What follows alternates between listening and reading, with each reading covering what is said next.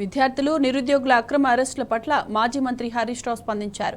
TGPSC వద్ద శాంతియుతంగా నిరసన తెలియజేసేందుకు వెళ్తున్న విద్యార్థులు నిరుద్యోగులను ఎక్కడికెక్కడ అరెస్టులు చేసి నిర్బంధించడం హేయమైన చర్య అన్నారు. అడ్డగోలు హామీలు ఇచ్చి మాట తప్పిన కాంగ్రెస్ ప్రభుత్వ తీరుకు వ్యతిరేకంగా నిరసన చేపట్టిన విద్యార్థులను అక్రమంగా అరెస్టు చేయడాన్ని తీవ్రంగా ఖండించారు.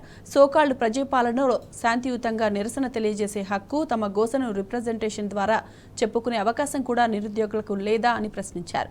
హక్కులను అణగదొక్కే కుట్రలకు రేవంత్ సర్కారు పాల్పడుతోందని హరీష్ రావు మండిపడ్డారు.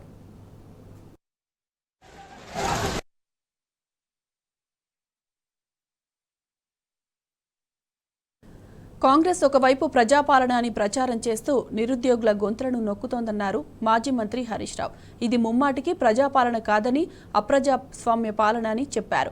ఉద్యోగాల కోసం పుస్తకాలు పట్టుకుని చదవాల్సిన విద్యార్థులను నడి రోడ్డుకు ఈడ్చి ధర్నాలు, ఆందోళనలు చేసే దుస్థితికి కాంగ్రెస్ తీసుకొచ్చిందని దుయ్యబట్టారు.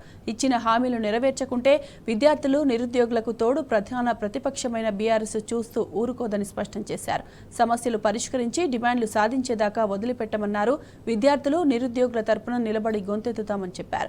విద్యార్థులు, విద్యార్థి సంఘాల నాయకులు నిరుద్యోగులను అరెస్టు చేయడం తక్షణం నిలిపివేయాలని డిమాండ్ చేశారు. అంతేగాక నిర్బంధించినా అరెస్టులు చేసిన వారిని వెంటనే విడుదల చేయాలన్నారు హరీష్ రావు.